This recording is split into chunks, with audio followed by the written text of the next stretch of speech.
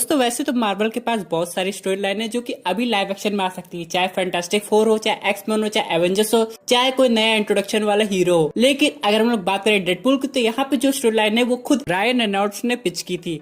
अब ये क्या स्टोरी लाइन है हम लोग पूरे डिटेल में जानेंगे, और साथ ही साथ हम लोग एक और कैरेक्टर के बारे में जानेंगे जो कि बहुत जल्दी मार्वल सिनेमैटिक यूनिवर्स में आ रहा है, और एक एवेंजर्स गेम जो है उसके बारे में भी कुछ इंपॉर्टेंट चीज डिस्कस करेंगे। दोस्तों कंप्लीट वीडियो स्टार्ट करने से पहले आप लोग कर दीजिए वीडियो को लाइक और कमेंट कीजिए डेडपूल। साथ ही साथ जो लोग मेरे चैनल पर नए आए हैं हमारे चैनल को सब्सक्राइब करके हमारी कॉमिक बुक टॉक्स फैमिली का हिस्सा बन जाइए। तो दोस्तों यहाँ पर रायन रेनॉल्ड्स का ये कहना था कि 2019 में उन्होंने Deadpool kills the Marvel universe story line pitch की थी, लेकिन ये जो स्टोरी थी ये सिनेमैटिक यूनिवर्स में नहीं होने वाली थी बल्कि फॉक्स के यूनिवर्स में होने वाली थी। जैसा कि हम सब लोग जानते हैं डेडपूल का जो कैरेक्टर है, चाहे पार्ट 1 मूवी की बात करें चाहे पार्ट 2 मूवी की बात करें, वो फॉक्स के यूनिवर्स में बिलोंग करता है। और यहाँ डेडपूल 2 मूवी में कुछ एक्समैन का केमियो भी हुआ था, लेकिन कोई इंटरेक्शन नहीं दिखाया गया था। इसलिए अब यहाँ पर रायन रेनॉल्ड्स का ये कहना है कि वो फॉक्स के यूनिवर्स से हट के मार्वल सिनेमैटिक यूनिवर्स में आ रहे हैं, तो फॉक्स के यूनिवर्स के जितने भी कैरेक्टर्स है वो एक तरह से डेड हो गए हैं, तो उनको खत्म करने का एक ही तरीका है, उसमें उस यूनिवर्स को डेडपूल ही खत्म करे, और वो भी कॉमेडी तरीके से, ना कि सीरियस वे में। अगर हम लोग कॉमिक बुक पढ़ेंगे तो वहां पे जो Deadpool kills the Marvel universe की स्टोरी लाइन है वो काफी ज्यादा सीरियस है, इसलिए वैसी स्टोरी लाइन अडॉप्ट नहीं होगी।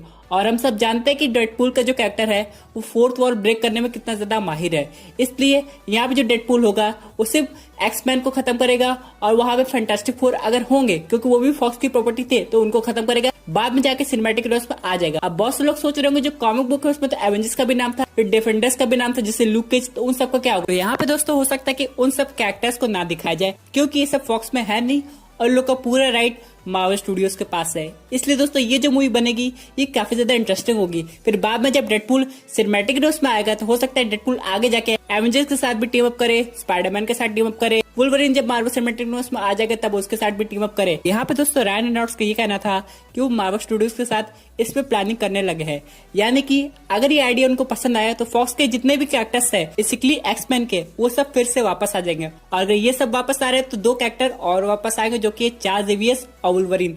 जैसे कि सर पैट्रिक स्टुअर्ट का कहना था कि वो अब आगे जाके प्रोफेसर एक्स का रोल नहीं करेंगे, और उसी तरह ह्यू जैकमैन का भी यही कहना था। लेकिन अगर Deadpool kills the Fox Marvel universe आ रहा है तो ये 2 कैरेक्टर को भी वापस आना पड़ेगा। इन सब के अलावा फॉक्स में 2 फैंटास्टिक फोर की पार्ट बनी है, वैसे एक रिबूट भी बनी थी, वो कुछ खास नहीं थी। इसलिए अब यहाँ पे ये डिसीजन लेना पड़ेगा कि अगर डेडपूल फैंटास्टिक फोर को भी उस यूनिवर्स में एंड कर रहा है तो कौन सी कास्ट आएगी, पुरानी कास्ट जिसमें सिल्वर सर्फर भी था, या फिर ऑल टुगेदर नई कास्ट जिसपे जो ह्यूमन टॉर्च था वो आगे जाके एरिक किलमॉन्गर बन जाता था ब्लैक पैंथर मूवी में। वैसे अगर पुरानी कास्ट आती तो यहाँ पे एक और कंफ्यूजन आ सकता है कि क्या स्टीव रॉजर्स यानी कि क्रिस एवंस वापस फिर से ह्यूमन टॉर्च बनेंगे, ऐसा पॉसिबल है?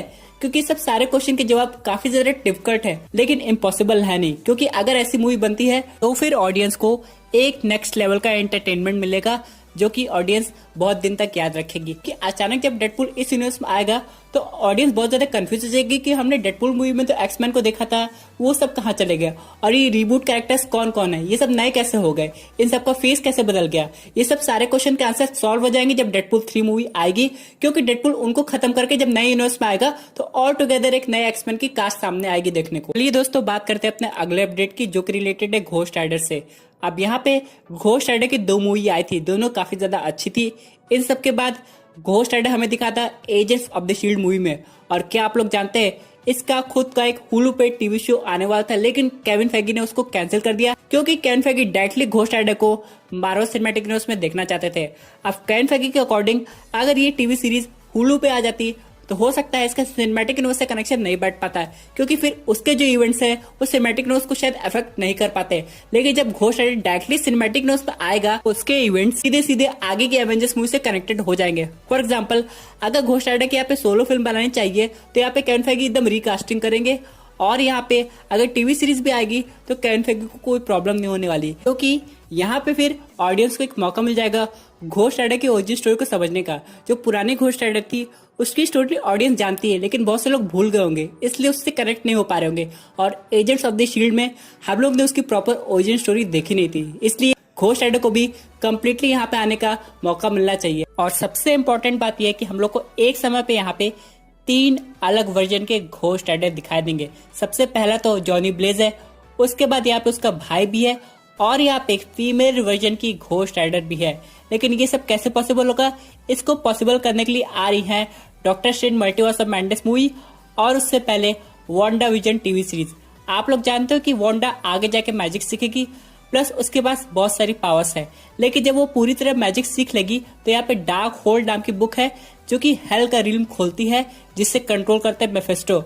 अब मेफेस्टो ने ही घोस्ट राइडर को पावर दी थी, तो यहाँ पे जो जॉनी ब्लेज का इंट्रोडक्शन है वो मेफेस्टो के थ्रू हो जाएगा। लेकिन जो बाकी मल्टीवर्स खोलेगी जिसमें अलग अलग रियलिटी दिखाई गई है, हम लोग वांडा को भी देख सकते हैं अलग अलग फॉर्म में, वहां पे हम लोग को डिफरेंट वर्जन के घोस्ट राइडर दिखाई देंगे। दोस्तों, इसकी शुरुआत तो वांडा विजन टीवी सीरीज से हो जाएगी, लेकिन इसका एंड मल्टीवर्स ऑफ मैडनेस के साथ होगा।